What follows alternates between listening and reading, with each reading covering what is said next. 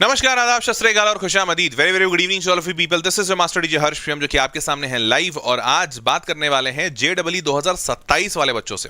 तो देखो, 10वीं खत्म हो चुकी है और 10वीं खत्म होने के बाद बच्चे 11वीं में आ चुके हैं।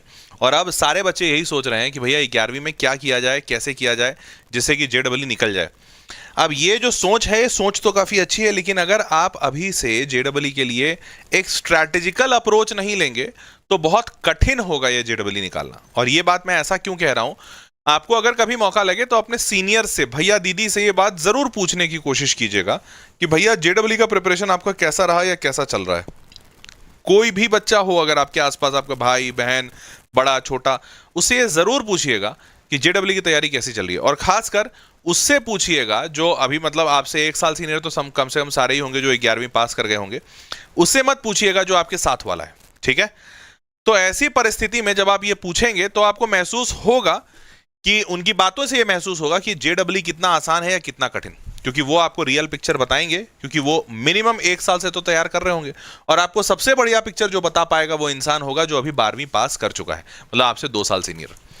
वो आपको जेडब्ल्यू एग्जामिनेशन के निटी ग्रिटीज सारी चीजें बता पाएगा, and he will be able to tell you that what goes right and what goes wrong and at which point of time.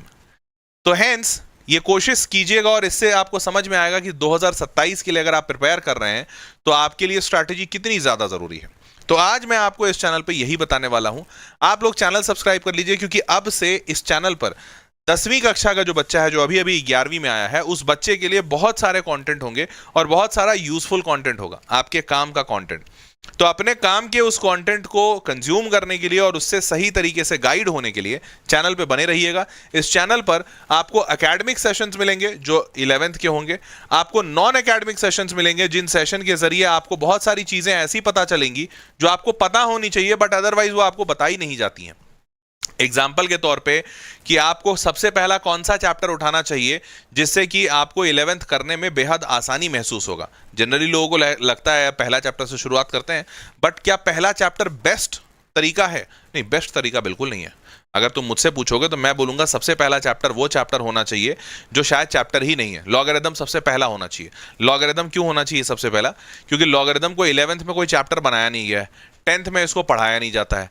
बच्चे को एज्यूम किया जाता है कि 10th करने के बाद उसको आता होगा और 11th में टीचर पढ़ाता नहीं है। तो लॉगरिथम सबसे पहला टॉपिक होना चाहिए बच्चों का। उसके बाद सेट थ्योरी होनी चाहिए और उसके बाद बच्चों के पास कुछ ग्रेटेस्ट फंक्शन वाले पार्ट।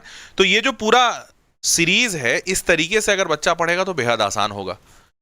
तो ये सारी बातें आपको इस चैनल पे मैं बताऊंगा नॉन एकेडमी में। और इसी के साथ साथ फिर मैं आपको आगे चलकर ये भी बताऊंगा इस चैनल पर कि कब आपको क्या चीज़ों को कैसे प्लान करना चाहिए। जैसे कि आपको मान लो आप पढ़ाई कर रहे हो, तो आप पढ़ाई कर रहे हो तो तुम्हारा बीच में अभी गर्मी छुट्टी आएगा। अब गर्मी छुट्टी में तुम्हें पता है हर बच्चा सोचता है कि मैं बहुत पढ़ूंगा। तुमने 10वीं में भी सोचा होगा, याद करो, लेकिन क्या तुम पढ़ पाए हो? बच्चा नहीं पढ़ पाता, सोचता तो सारा है। तो उस वक्त तुमसे क्या गलतियां होंगी और कैसे उसको सुधारना है, ये बातें भी बताऊंगा। तो ऐसी चीजों के लिए आप इस चैनल पे जरूर सब्सक्राइब रहिएगा। एकेडमिक्स एंड नॉन एकेडमिक्स का एक बढ़िया परफेक्ट कॉम्बिनेशन आपको यहां मिलेगा, ठीक है। चलिए आगे बढ़ते हैं। और शुरुआत करने के पहले आपको बता दूं कि भैया वेदांतु के बड़े सारे ऑफलाइन सेंटर्स खुल रहे हैं इस साल, धमाधम। क्यों खुल रहे हैं धमाधम? क्योंकि भाई तुम तो जानते ही हो, मैं क्या बताऊं, तुम जानते ही हो कि भाई तो बच्चा कहता है, बहुत सारा बच्चा कहता है सर हमको ऑनलाइन पढ़ने में से ज्यादा मजा आता है ऑफलाइन पढ़ने में।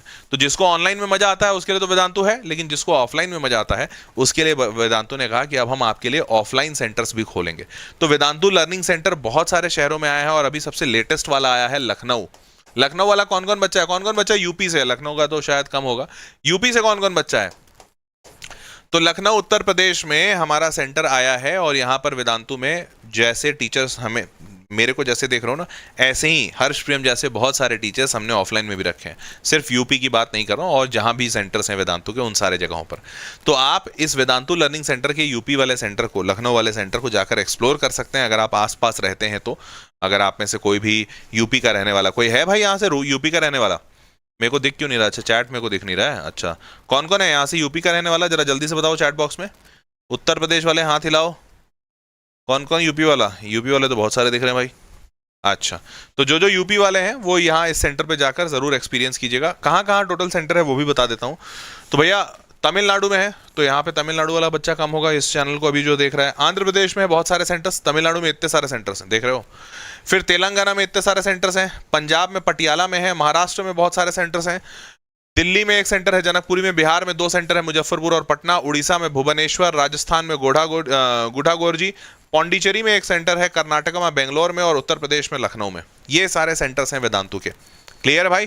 तो यहाँ जाइएगा जरूर, बहुत बड़ा मजा आएगा। चलिए अब शुरू करते हैं कुछ अच्छी चीज। तो आगे बढ़ने के पहले ये अच्छी चीज आपको ये बता दूं कि भैया 90% स्कॉलरशिप आपको मिल सकता है ऑफलाइन सेंटर पे, ऑनलाइन पे नहीं, ऑफलाइन पे। देखो ऑफलाइन की फीस ज्यादा होती है, तुमको ही पता है। अगर 2 लाख रुपए फीस है और 90% स्कॉलरशिप मिल गया, मतलब 20,000 रुपए में 2 साल पढ़ लोगे। 2 लाख 2 साल की फीस होती है, तो 20,000 रुपए में अगर 2 साल पढ़ लिए तो बल्ले बल्ले है ना भाई, फिर तो तुमको कुछ खर्चा ही नहीं लगेगा। तो आप ये आईवी सैट एक एग्जामिनेशन है, इसके जरिए आपको 90% स्कॉलरशिप मिल सकता है। जेडब्ल्यू और नीट सारे बैचेस में इनरोल करने के लिए इसी वीडियो के नीचे डिस्क्रिप्शन बॉक्स में लिंक डलवा दिया हूं, ठीक है, वहां से उठा लीजिएगा। और दिल्ली वाले सेंटर पे सिर्फ 23 सीट्स बची हुई है, तो यहाँ पे स्कॉलरशिप कम हो गया है क्योंकि सीट कम है, बाकी सारे बच्चे एडमिशन ले चुके हैं यहाँ पे। तो यहाँ पर थोड़ा दिल्ली, भैया देश का कैपिटल है, हर बच्चा दिल्ली में होता है, तो आप 50% स्कॉलरशिप यहाँ पे मिलेगा। इसके लिए भी लिंक नीचे डिस्क्रिप्शन में डला हुआ है, ठीक है। चलो भाई शुरू करते हैं। सबसे पहले ये बताओ, आंसर दो चैट बॉक्स में। 10वीं के पेपर हो गए हैं आपके, बोर्ड एग्जामिनेशन कैसा हुआ? ए ऑप्शन में बैठे हो तुम, फोड़ दिया हो एकदम। सर 95, क्या तुम 90 प्लस भी हो ना तो मैं बोलूंगा फोड़ दिया। क्या तुम 90 प्लस में हो?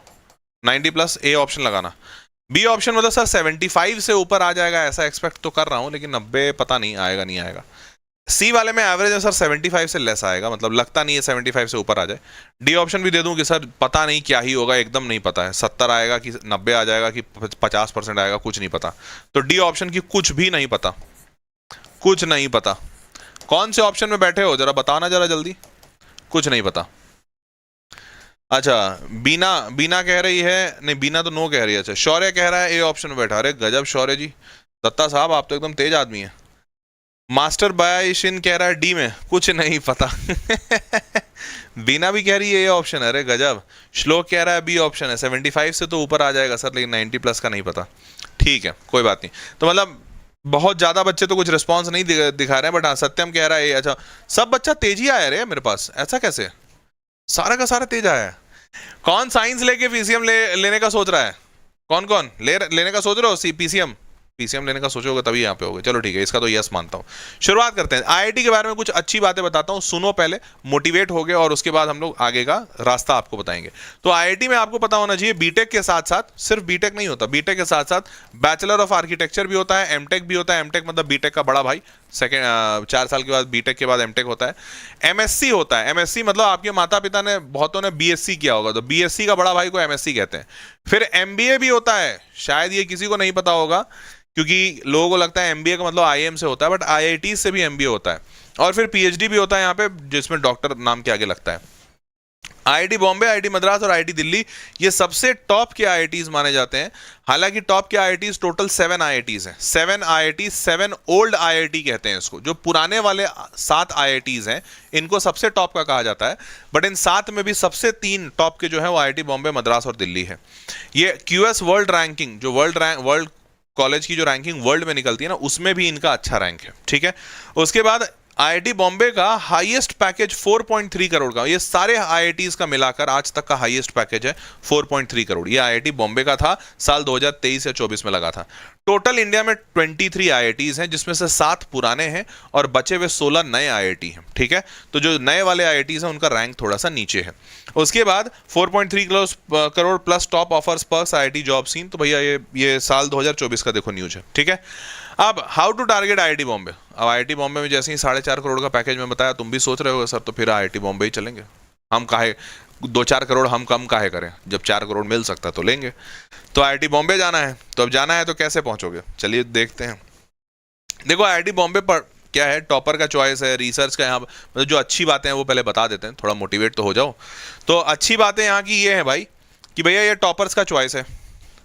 यहाँ पे रिसर्च के अपॉर्चुनिटीज बहुत अच्छे हैं, इंडस्ट्री का कनेक्शन बहुत अच्छा मिलेगा क्योंकि यहाँ से बहुत सारे टॉपर्स ही जाते हैं, तो यहाँ पे कनेक्शन बहुत अच्छे स्ट्रॉन्ग बिल्ड हो जाते हैं। एक्सीलेंट प्लेसमेंट अपॉर्चुनिटी, क्योंकि सारे कॉलेजेस मतलब कंपनीज को भी पता है कि ये कॉलेज बेस्ट है, तो सारी अच्छी अच्छी कंपनी आती है। वर्ल्ड क्लास इंफ्रास्ट्रक्चर वो है, उसमें तो कोई डाउट ही नहीं है। स्ट्रॉन्ग ग्लोबल रैंकिंग बहुत अच्छा है पूरे वर्ल्ड में, 118 है, लेकिन फिर ठीक है, वो भी अच्छा ही है इंडिया के हिसाब से। थ्राइविंग एंटरप्रेन्योरियल इकोसिस्टम, वो भी बहुत बढ़िया। IIT Bombay offers an environment that fosters both academic and professional studies, तो ये अच्छी बात। और यहाँ का एवरेज पैकेज भी 23.5 लाख पर एनम का है। एवरेज बोल रहा हूं, मतलब एवरेज एक बच्चे को 2 लाख रुपए महीना मिलता है आईआईटी बॉम्बे। 22 ऐसे बच्चे थे जिनको 1 करोड़ से ऊपर का पैकेज मिला है, ये साल 2024 का न्यूज है। 22, मतलब ऐसा नहीं समझना कि सिर्फ एक ही बच्चे को 4.5 करोड़ मिल गया, वो तो एक था, बट 22 ऐसे बच्चे हैं जिनको 1 करोड़ से ऊपर का ऑफर मिला साल 2024 में। ठीक, रिकॉर्ड्स, अब आईआईटी बॉम्बे प्लेसमेंट 2022-23 में 3.67 करोड़, और ऐसा भी नहीं कि हर साल नहीं होता है, हर साल ही होता है। कभी 3 करोड़, 3.5 करोड़, 4 करोड़, 4.5 करोड़, तो करोड़ में ही बात होती है यहाँ के टॉप पैकेज की। ठीक है, अब आगे बढ़ते हैं।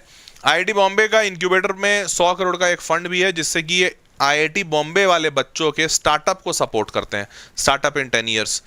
अब कैसे घुसना है आईआईटीज में, तो चलिए बताते हैं। इसका तरीका होता है कि आपको सबसे पहले जेडबलई मेंस देना होता है। ठीक है, जेडबलई मेंस एग्जामिनेशन जब आप दे लेते हैं, तो आप इसमें जब क्वालिफाई करते हैं तब आप जाते हैं जेडबलई एडवांस। ऐसा कभी नहीं होगा कि आप डायरेक्ट जेडबलई एडवांस दे पाए, नहीं, आपको सबसे पहले मेंस में आना होगा।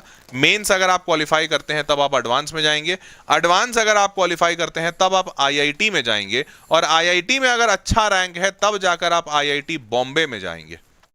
समझ पाए क्या? सबसे टॉप टॉप टॉप टॉप हर जगह टॉप मारोगे तब जाके आईआईटी बॉम्बे पहुंचोगे। ठीक, अब जेडबलई मेंस में दोनों का बता देते हैं फीचर। जेडबलई मेंस में 1 साल में 2 बार अटेम्प्ट ले सकते हो। हर साल ये एग्जामिनेशन 2 बार होता है, एक बार जनवरी में होता है, एक बार अप्रैल में होता है। तो आप चाहो तो दोनों बार एग्जामिनेशन दे सकते हो, दोनों में से जिसमें अच्छे नंबर आएंगे उसका मार्क्स मान लिया जाएगा, या फिर आप चाहो तो सिर्फ जनवरी में अपीयर हो या सिर्फ अप्रैल में अपीयर हो, वो भी हो सकता है। ठीक है, चलिए, एक ही पेपर पूछा जाता है, जो भी जनवरी में पूछा हो, चाहे जनवरी में अपीयर हो, चाहे अप्रैल में, चाहे दोनों में, एक ही पेपर आपसे पूछा जाएगा। उस एक पेपर में फिजिक्स, केमिस्ट्री, मैथ्स पूछा जाता है। 300 नंबर का पेपर होता है, 100 number physics, 100 number chemistry, 100 number maths. 75 सवाल पूछे जाते हैं, हर सवाल 4 नंबर का होता है, तो 75 इंटू 4 300 नंबर का होता है पेपर। -1 का मार्किंग होता है, नेगेटिव मार्किंग का। ठीक है, 25 सवाल फिजिक्स, 25 केमिस्ट्री, 25 मैथ्स, हर एक सवाल 4 नंबर का, तो 25 इंटू 4 100। ये हो गया एग्जाम पैटर्न। अब आते हैं जेडबलई एडवांस। इन दोनों एग्जामिनेशन में से कोई एक दो, चाहे दोनों दो, यहां पर अगर आप क्वालिफाई करते हैं तब आप एडवांस देने, एग्जामिनेशन में अपीयर होने के लिए अलाउ किए जाएंगे। मतलब ऐसा नहीं है कि हर बच्चा एडवांस दे पाएगा। यहां पर हर साल मेंस में से एडवांस में सिर्फ 2.5 लाख बच्चों को चुना जाता है, ओनली 2.5 लाख। चाहे एग्जाम देने वाला बच्चा 2.5 लाख ही हो तो भी 2.5 लाख पूरे चुन लिए जाएंगे, या एग्जाम देने वाला बच्चा अगर 50 लाख भी होगा तो भी 2.5 लाख बच्चा को ही एडवांस के लिए चुना जाता है। यह है तरीका। अब जेडबलई एडवांस साल में 1 बार होता है, ये 2 बार होता है, ये सिर्फ 1 बार होता है। ये एग्जामिनेशन ये होता है मई में। ठीक है, मई में, मोस्टली मई में होता है। इसमें लेकिन 2 पेपर पूछे जाते हैं। एक पेपर होता है सुबह 9 से 12 और उसी दिन वापस 3 से 6, तो एक ही दिन में दोनों पेपर हो जाता है। एक पेपर 9 से 12 होता है और दूसरा 3 से 6। दोनों ही पेपर में 180 नंबर के सवाल पूछे जाते हैं। मतलब पहला जो पेपर है वो भी 180 नंबर का, दूसरा भी 180, टोटल 360 का पेपर होता है। पहले पेपर टोटल 102 क्वेश्चन है, मतलब पहले वाले पेपर में 51 क्वेश्चन आते हैं, दूसरे वाले पेपर में भी 51 क्वेश्चन आते हैं। 51 3 सब्जेक्ट में बटे हुए होते हैं, किसमें? Physics, chemistry, maths. मतलब 17 सवाल फिजिक्स में, 17 सवाल केमिस्ट्री में और 17 सवाल मैथमेटिक्स में। समझ पाए? हाँ, यहां पर मार्किंग इतनी सिंपल नहीं है जितनी यहां पर है 4-1। नहीं, यहां पर कुछ सवाल जो होते हैं वो होता है 4 नंबर का, कुछ सवाल 3 नंबर का, कुछ सवाल 2 नंबर का, कहीं पे मार्किंग -1, कहीं पे मार्किंग 0, कहीं पे मार्किंग -2 भी होती है। तो यहां पर थोड़ा सा अलग है, पेचीदा है, वो थोड़ा डिटेल में समझना पड़ेगा, फिर कभी समझेंगे। तो मोटा मोटी समझ गए, 51 सवाल 17 फिजिक्स, केमिस्ट्री, मैथ्स, और जो मार्किंग होती है वो अलग होती है। 180 का पेपर होता है। ठीक बात, आगे बढ़ते हैं फिर। तो अब कैन अटेम्प्ट मैक्सिमम, अब जेडबलई मेंस को कोई भी एक बच्चा 3 बार दे सकता है अपने जीवन काल में, 1 साल में नहीं, 3 बार अपने जीवन काल में। तो 3 बार मतलब 3 साल दे सकता है। जैसे मान लीजिए आप लोग 2027 में 12वीं पास करेंगे, तो अगर आप 2027 में 12वीं पास करेंगे तो 2027 में ही आप इस एग्जाम को दे सकते हैं, 12वीं वाला। तो जिस साल आप 12वीं दे रहे हैं उस साल इस एग्जाम को दे सकते हैं। मान लेते हैं आपका इस एग्जाम में सिलेक्शन नहीं होता है, तो आप ड्रॉप लीजिएगा। तो ड्रॉप लेकर आप इस एग्जामिनेशन को 2028 में भी दे सकते हैं। मान लेते हैं तभी भी नहीं होता, तो आप इस एग्जामिनेशन को 2029 में भी दे सकते हैं। अब इसके आगे नहीं दे पाएंगे। अगर आपका 12वीं 2027 में हो गया है तो आप 29 के बाद इस एग्जाम को नहीं दे पाएंगे। लेकिन एडवांस एक इंसान अपने जीवन काल में सिर्फ 2 बार दे सकता है, मतलब 2 साल। तो मतलब अगर आपका 12वीं 2027 में हुआ है तो आप 2027 में इसको दे सकते हैं, एडवांस मेंस देने के बाद अगर क्वालिफाई करते हैं तो। अगर नहीं हुआ तो आप 28 में दे सकते हैं, परंतु यहां पर 29 में नहीं दे सकते हैं। 29 इज नॉट अलाउड। अगर आपका एक बार 12वीं रजिस्टर हो गया 2027 में, आपने 12वीं दे दिया और आपने मेंस दे दिया 2027 में, फिर अगर आप नहीं क्वालिफाई करते हैं मेंस से एडवांस में, तो आप सिर्फ एक और अटेम्प्ट ले सकते हैं एडवांस के लिए, दूसरा अटेम्प्ट नहीं मिलेगा। क्लियर है? अब देखा जाए तो यहां पर 2 ही अटेम्प्ट मिल रहे हैं, पर यहां पर 6 अटेम्प्ट मिलता है बच्चों को। कैसे भाई? 2027 में 2 बार पेपर होगा ना, 1 जनवरी 1 अप्रैल, तो 2 अटेम्प्ट आपको यहां मिलेगा, 2 अटेम्प्ट आपको यहां मिलेगा, और अगर नहीं हुआ तो 2 अटेम्प्ट यहां। तो ओवरऑल देखिएगा तो आपको 6 अटेम्प्ट मिलता है, 2 + 2 + 2। ठीक है? हालांकि एक ही साल में 2 अटेम्प्ट होता है, बट मिलने के लिए तो मिलता ही है 6 अटेम्प्ट, परंतु यहां पर सिर्फ 2, क्योंकि ये तो साल में होता भी एक ही बार है। तो यहां पर आपको 2 ही अटेम्प्ट मिलते हैं टोटल, और यहां पर आपको 6 अटेम्प्ट मिल जाते हैं मेंस में। क्लियर बात? आगे बढ़ते हैं भाई। Steps to get into IIT. अब यहां पर एक सबसे इंपॉर्टेंट चीज, जैसे आप जेईई मेंस आपको दिख रहा है कि आईआईटी में जाने के पहले सबसे पहले जेईई मेंस देना होता है, फिर मेंस में क्वालिफाई करेंगे तो एडवांस, फिर एडवांस में क्वालिफाई करेंगे तो आईआईटी। परंतु ऐसा नहीं है। जेईई मेंस एग्जामिनेशन देने से पहले भी एक और कंडीशन होता है, वो होता है 75% इन क्लास 12th। मतलब क्या? तो एक्चुअली एक रूल है, रूल ये कहता है कि कोई भी बच्चा जो जेईई का एग्जामिनेशन देना चाहता है, तो जेईई मेंस का एग्जामिनेशन तो वो बच्चा दे सकता है। तो जैसे मान लेते हैं कोई बच्चा है जो मेंस का एग्जामिनेशन दिया, और मेंस का एग्जामिनेशन देने के बाद उसका बहुत अच्छा रैंक आता है, जैसे मान लेते हैं 10,000 रैंक आया, तो अभी 10,000 रैंक आया तो फिर वो सेलेक्ट हो गया एडवांस के लिए, फिर उस बच्चा जेईई एडवांस देने गया। तो अब यहां पर होगा क्या कि अगर आपके 75% मार्क्स नहीं है 12वीं में, तो आपको जेईई एडवांस में बैठने ही नहीं दिया जाएगा। आप जैसे इसमें से 2.5 लाख बच्चा जाता है, आपका रैंक तो 10,000 है, तो आपको तो अलाउ किया जाना चाहिए, पर आपको अलाउ नहीं किया जाएगा, जेईई एडवांस में आपको रोक दिया जाएगा। और एक और गड़बड़ बात है, अगर आपके 12वीं में 75% नंबर नहीं आते हैं, तो आपका जेईई मेंस में 10,000 रैंक तो आया, परंतु इस जेईई मेंस के बेसिस पे, जैसे अगर आप मेंस देने के बाद एडवांस करते हैं ना, तो फिर एक काउंसलिंग होती है जिसको कहा जाता है जोसा काउंसलिंग। अब ये जो जोसा काउंसलिंग है ना बेटा, इस जोसा काउंसलिंग के जरिए बच्चे को आईआईटी मिलता है, और इसी के जरिए बच्चे को एनआईटी भी मिलता है। अगर आईआईटी में सिलेक्शन नहीं होता तो बच्चा एनआईटी जाता है। आईआईटी मिलता है जेईई एडवांस के रैंक पे, आईआईटी मिलता है जेईई एडवांस के रैंक पे, जेईई मेंस के रैंक पे एनआईटी मिलता है। अब मुद्दा क्या है कि आपका जितना बढ़िया रैंक है, जैसे 10,000 रैंक है, इस 10,000 रैंक में एनआईटी तो बल्ले बल्ले से मिलेगा, बहुत मजे से मिल जाएगा, आराम से मिल जाएगा, परंतु आपको इस जोसा की काउंसलिंग में बैठने ही नहीं दिया जाएगा, क्योंकि आपका 75% नंबर नहीं आया है। तो अगर 75% नंबर नहीं आया तो जोसा की काउंसलिंग में नहीं बैठोगे, काउंसलिंग में नहीं बैठोगे तो इतना बढ़िया रैंक लाए हो जिसकी वजह से एनआईटी मिल सकता था, पर आपको एनआईटी भी नहीं मिलेगा यहां पर, क्योंकि आपका 75% क्राइटेरिया नहीं है। तो मोटी बात यह है कि 75% नहीं होगा अगर 12वीं में, तो ऐसा नहीं है कि जेईई मेंस दे नहीं सकते हो, दे सकते हो, पर देने के बाद भी कोई फायदा नहीं, सब व्यर्थ में चला जाएगा, क्योंकि एडमिशन कहीं नहीं मिलेगा। इसीलिए इसे सबसे ज्यादा जल्लाद रूल कहा जाता है 11th-12th वाले बच्चों के जीवन में। 12वीं में 75% क्राइटेरिया, कि 12वीं में अगर आपको 75% नंबर नहीं आता है तो आपका खेल ऑलमोस्ट आधा तो खत्म मान लीजिए। इसके बाद बचे हुए कुछ सरकारी कॉलेजेस हैं जिनका एग्जाम अलग से होता है, या कुछ प्राइवेट कॉलेजेस हैं जो बाहर से आपका एडमिशन ले लेंगे, आप वहां जा सकते हैं, बट आपको जेईई से कुछ नहीं मिलेगा। समझ पाए मेरी बात? तो ये है पहला वो रूल। अब यहां पर आप ये भी जरूर फिर सोच रहे होंगे कि अच्छा सर कैसे कैसे ये 75% माना जाएगा। तो ये 75% जो मार्क्स माना जाता है, इसके लिए इंग्लिश, फिजिक्स, केमिस्ट्री और मैथमेटिक्स, ये 4 सब्जेक्ट मैंडेटरी हैं, इसका मार्क्स तो जोड़ा ही जाएगा। 5वां एक जो सब्जेक्ट होगा, वो अगर आपका 5 ही सब्जेक्ट है तब तो कोई बात ही नहीं है, आप उस 5 का एवरेज ले लो और एग्रीगेट आपका 75% आना चाहिए, मतलब 500 में 375। पर मान लेते हैं आपने 6 सब्जेक्ट लिया है, आपने एक सब्जेक्ट ले लिया हिंदी और एक सब्जेक्ट ले लिया से फॉर एग्जांपल फिजिकल एजुकेशन, तो अब देखा जाएगा कि आपके मार्क्स फिजिकल एजुकेशन में ज्यादा है या हिंदी में ज्यादा है। इनमें से जो भी ज्यादा होगा वो ज्यादा वाला एक रख लिया जाएगा, बाकी 4 तो है ही है। तो इस तरीके से मार्क्स कैलकुलेट होता है 75% 12वीं वालों के लिए। ये भी क्लियर है। आगे बढ़ते हैं। अब आ गया जेडब्ल्यू मेंस। तो अगर आप 12वीं में 75% लाते हैं, मान ले रहा हूं कि आएंगे, हालांकि आपको ये भी बता दूं ये आसान नहीं है।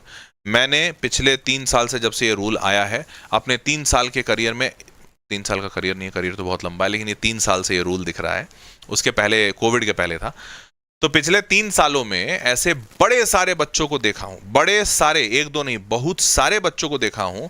आप विश्वास नहीं मानेंगे, एक बच्चा, पिछले के पिछले साल की बात कर रहा हूं, जब ये लाया गया था पहली बार, एक बच्चा था मेरा जिसको 99.6 परसेंटाइल नंबर आया था।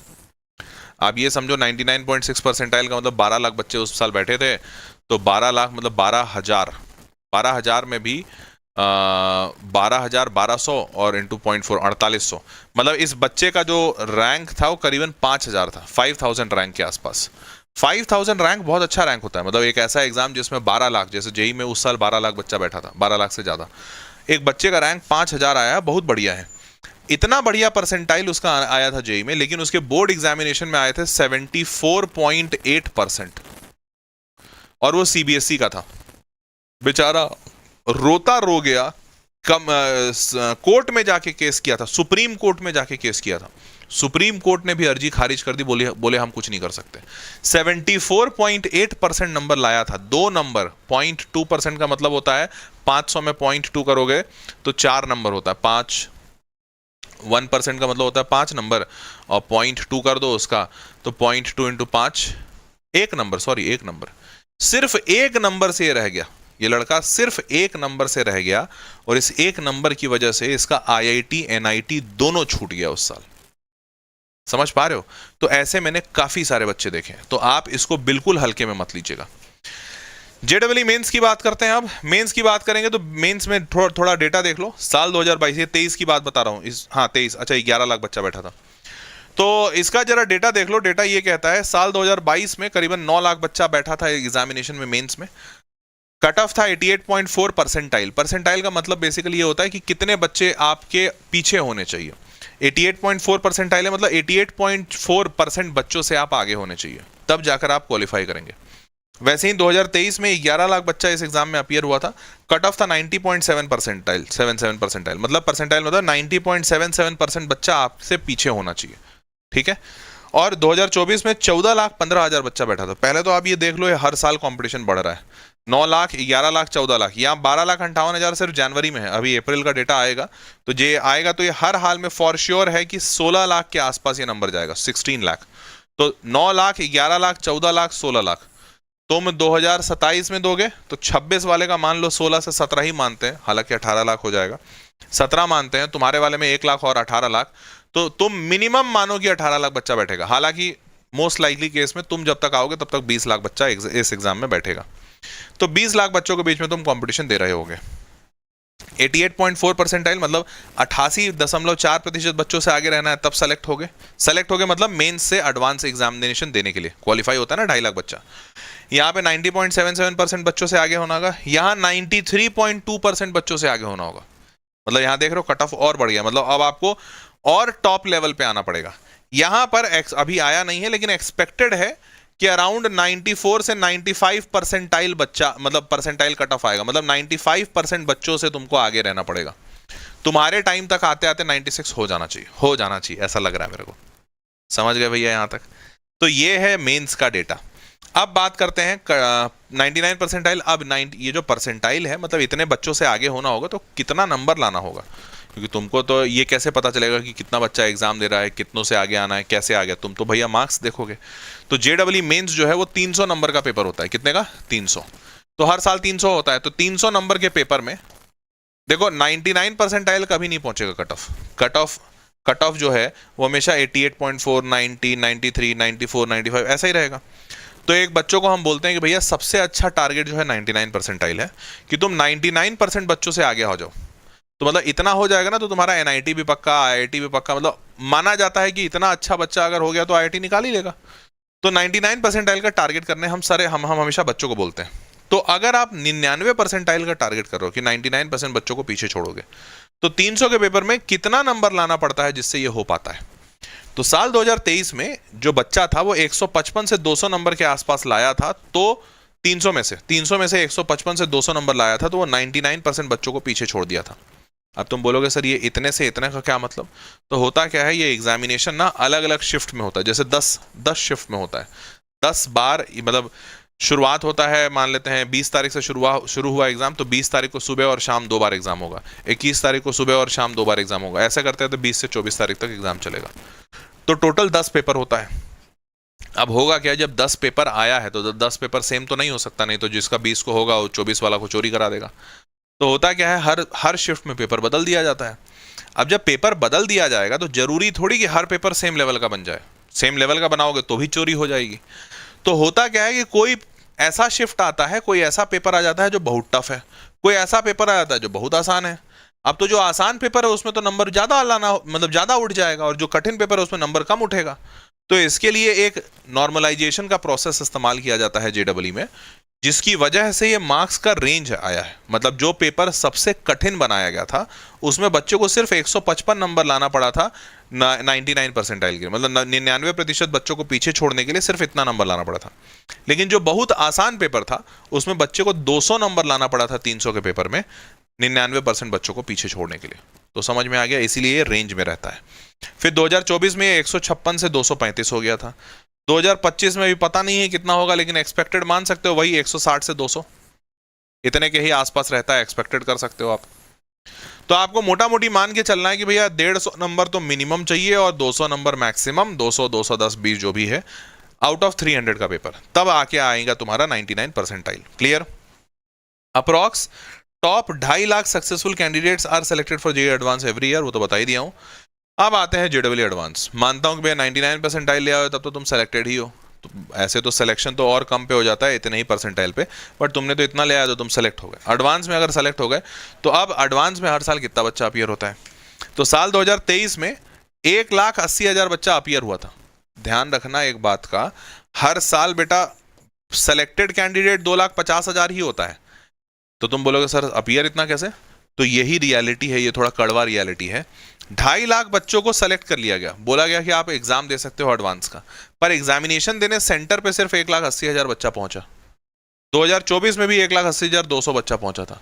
2022 का भी डेटा मेरे को याद है, 2022 में तो और स्थिति बुरी थी, 1,70,000 या 60,000 था, 1.7 लाख बच्चा था, 1,70,000 बच्चा एग्जाम देने पहुंचा था।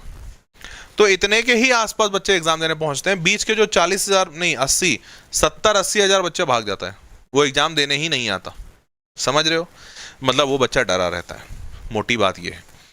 अब इतना बच्चा जो एग्जामिनेशन दिया 1,80,372, इसमें से जो ये बच्चे हैं ना, इनको क्वालिफाइड बच्चा कहा जाता है। क्वालिफाइड का मतलब ये वो बच्चे हैं जिनको ऑल इंडिया रैंक मिलेगा, मतलब all India rank 1, all India rank 2 ऐसा। पर ये वो बच्चे नहीं जिनका IIT सिलेक्शन होगा।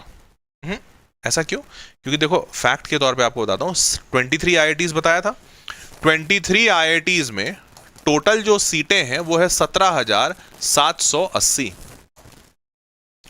23 IIT में 17,780 सीटें हैं, तो 48,000 बच्चों को सीट मिल ही नहीं सकता। और उसमें भी ये 17,780 में बहुत सारे रिजर्वेशन है, ये फलाना ढिमकाना है, तो इतने बच्चों को सीट कहां से मिलेगी? नहीं मिल पाएगी। तो हेंस इतने बच्चे क्वालिफाई करते हैं, मतलब जिनको ऑल इंडिया रैंक मिलती है, पर इन सबको सीट नहीं मिलती है। इससे सीट लेने के लिए अभी और थोड़ा ज्यादा नंबर लाना पड़ेगा।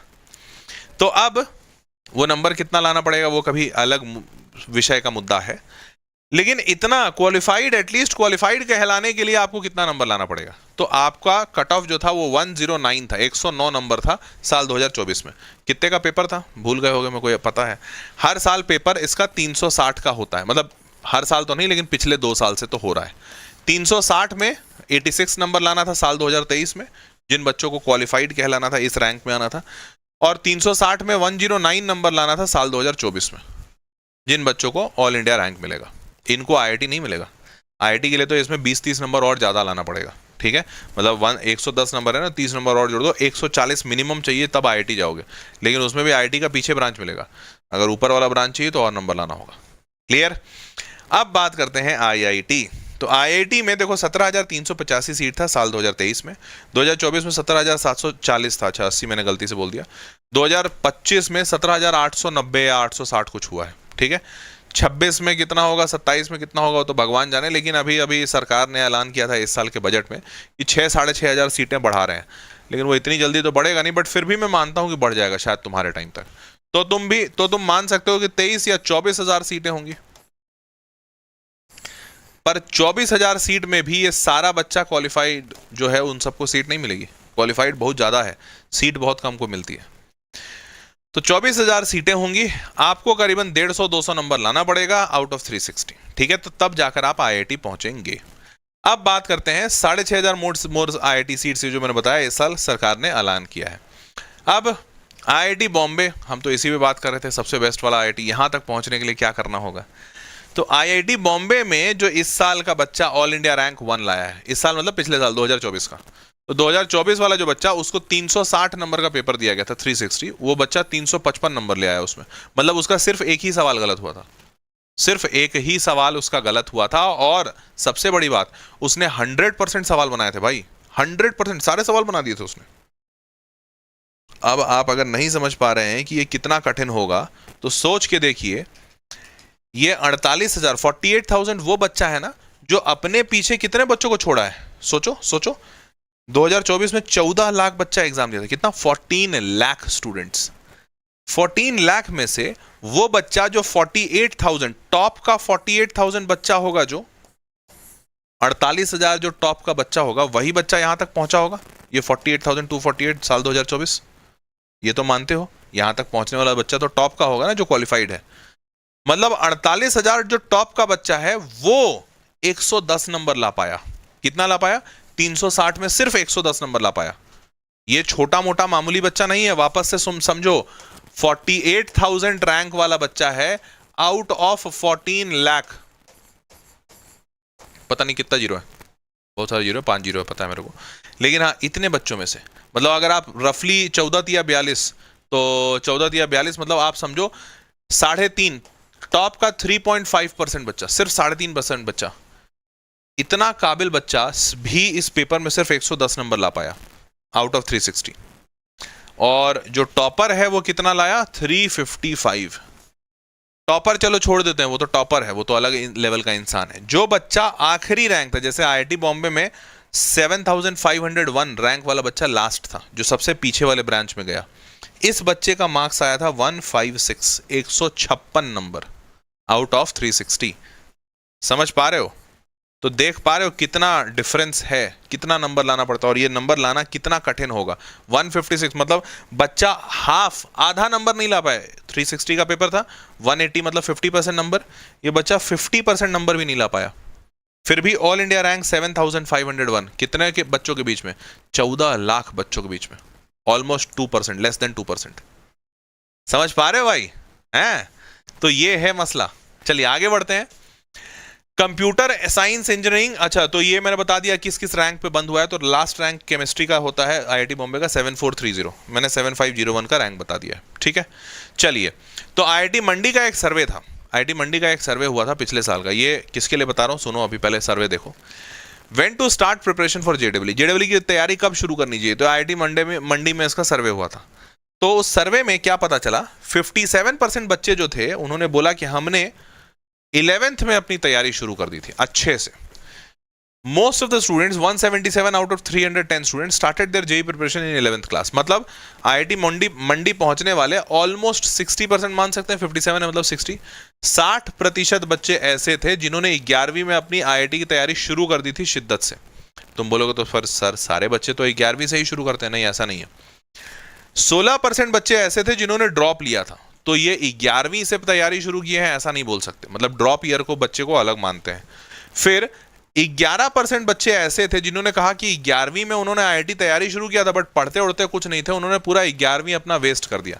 उन्होंने सही मायने में IIT की तैयारी 12वीं में शुरू की थी। समझ रहे हो? ऐसे 11% बच्चे हैं। अब इसमें 4% बच्चे ऐसे हैं जो कहते हैं कि मैं 7th 8th से ही अपनी IIT की तैयारी शुरू कर दिया था, ऐसे भी बच्चे थे। 6.5% बच्चे ऐसे थे जिन्होंने कहा मैं 9वीं से अपनी IIT की तैयारी शुरू कर रहा हूं, 9वीं से IIT के लिए पढ़ रहा हूं। और 5% बच्चे ऐसे थे जिन्होंने कहा था कि हम 10th क्लास से IIT की तैयारी कर रहे हैं। तो 10th 9th और 9th के पहले वाले भी हैं कुछ बच्चे। टोटल अगर परसेंटेज मिलाए तो 6 5 11 11 4 15, मतलब 15% बच्चे ऐसे थे जो 10वीं से, मतलब 11वीं के पहले से तैयारी कर रहे हैं, 10वीं या उससे पहले। तो 15% बच्चे इधर आ गए, 16% बच्चे ड्रॉप लिए हुए थे, 31% और 11% इधर, तो 42-43%। तो 57% बच्चे 11वीं में सही मायने में तैयारी शुरू किए थे। तो आपको ये डेटा दिखा के मैं ये बताना चाहता हूँ कि मेजॉरिटी बच्चा जो आईआईटी में सेलेक्ट होता है, करीबन 60%, 57% बच्चा, वो होता है जो 11वीं से अपनी तैयारी अच्छी से शुरू कर दे। ये वो बच्चा है। क्लियर? आगे बढ़ते हैं। अब सिलेबस में क्या वेटेज है आईआईटी में? जैसे आपको पता होना चाहिए कि 11वीं और 12वीं दोनों मिलाकर आईआईटी होता है 2 साल के बाद। तो आईआईटी में 11वीं 12वीं दोनों से सवाल पूछे जाते हैं। 11वीं से 12वीं से 55% सवाल आता है, लेकिन 11वीं से भी 45% सवाल आते हैं डायरेक्ट। और आपको बता दूं, 12वीं के अधिकांश चैप्टर्स आप नहीं पढ़ पाएंगे अगर आपका 11वीं खराब है, क्योंकि 11वीं उसका बेस बनाता है। क्लियर है भाई? Class 11th is equally important as class 12th for जेडब्ल्यू, क्योंकि सवाल दोनों जगह से आते हैं। अब क्लास 11th की जेई की जर्नी शुरू करने के लिए तैयार हो? एक बार थोड़ा चैट बॉक्स में थोड़ा जोश दिखाओगे? Yes sir, we are ready. जल्दी से हाँ या ना, जोश दिखाओगे? Are you all ready to start your JW journey from class 11th? इतना सब कुछ जानने के बाद भी बोलो हाँ या ना। जनता तैयार है? देखो, अगर इतना सब कुछ सुनने के बाद, क्योंकि मैंने अभी तक कुछ पॉजिटिव ज्यादा बताया नहीं, मैंने बस यही बताया कि हाँ बहुत कंपटीशन है, बहुत दिक्कत है, बहुत मुश्किल है, बहुत कठिन है, ऐसा है वैसा है। अगर इतना सब कुछ सुनने के बाद भी अगर तुम तैयार हो आईआईटी की तैयारी के लिए, इसका मतलब जोश जज्बा तो रखते हो, तुम हारोगे नहीं, बीच में रुकोगे नहीं। तो अगर इतना सब कुछ सुनने के बाद भी तुम तैयार हो आईआईटी की तैयारी के लिए, तो चलो शुरुआत करते हैं, घुसते हैं उस जंग के मैदान में, जिस जंग के मैदान में फतेह लेना बहुत मुश्किल है, बहुत ज्यादा मुश्किल है।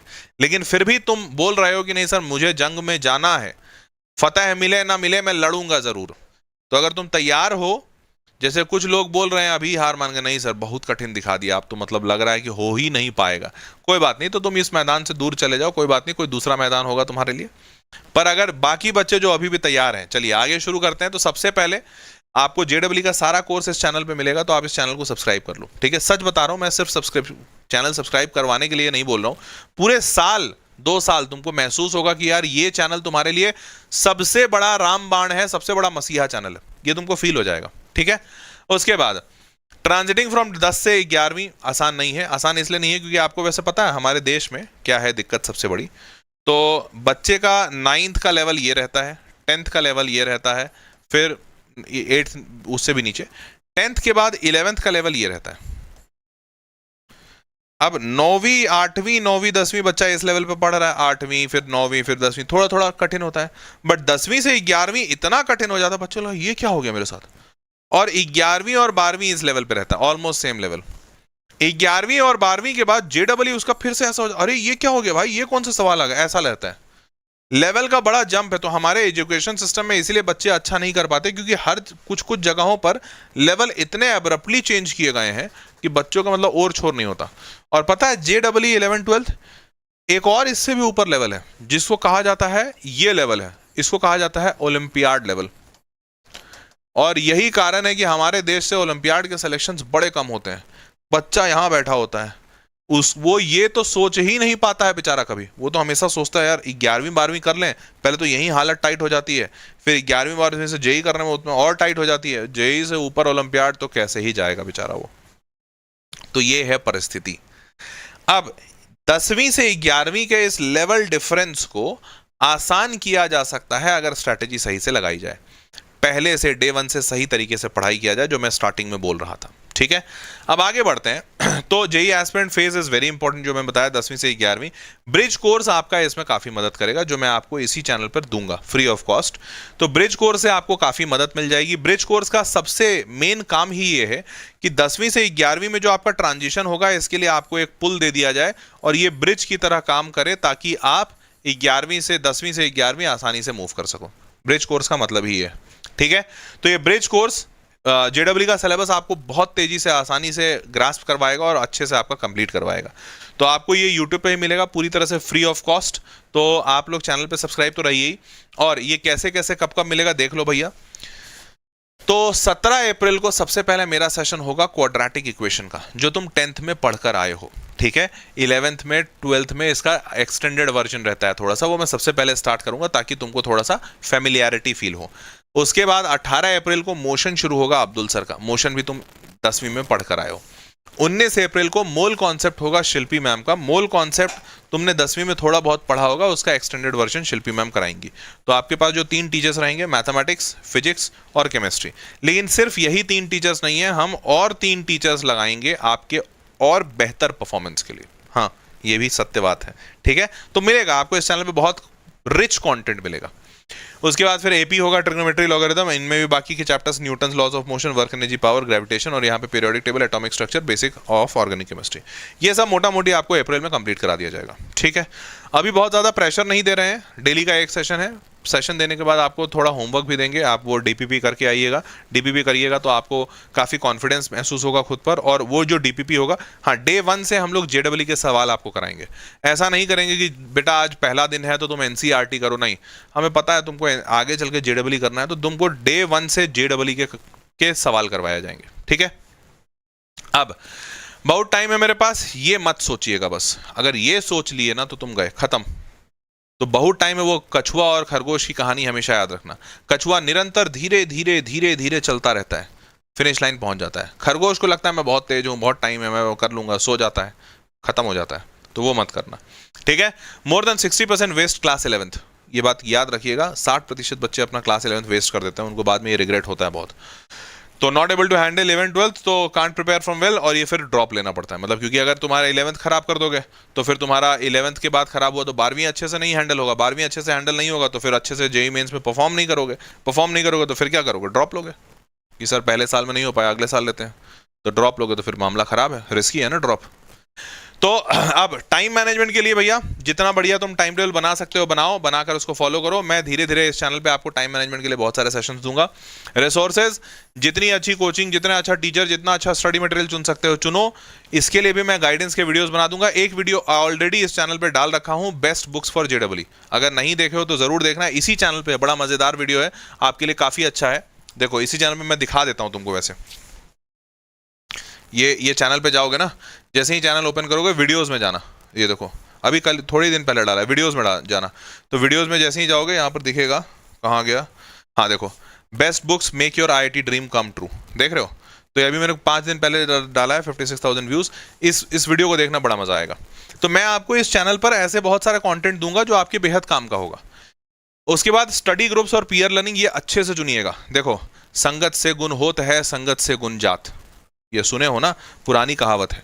तो अगर संगति अच्छा हो गया तो गुण आ जाएगा, और संगति खराब हो गई तो गुण चला जाएगा। तो आप संगति कैसे रखते हैं बहुत जरूरी है। आप इस चैनल पे जुड़िएगा तो इस चैनल पर आपको संगति बहुत अच्छी मिलेगी। क्यों मिलेगी अच्छी? तो आप सारे लोग इस चैनल पे देख पा रहे हो क्या अपने चैट में? बहुत सारे बच्चे हैं जिनका नाम के आगे ग्रीन लगा हुआ है, जैसे वेदांग जो है कर रहा है, ये थोड़ा हंसने मजाक करने वाला ज्यादा बच्चा है। तो ये जो वेदांग है, इसके नाम के आगे ग्रीन क्यों लगा है पता है? नाम के आगे इसके स्टार भी लगा है, इसलिए लगा हुआ है क्योंकि ये इसी चैनल पर हमने एक पढ़ने लिखने वाले बच्चों का ग्रुप बनाया है जिसका नाम है एचपी गुरुकुल।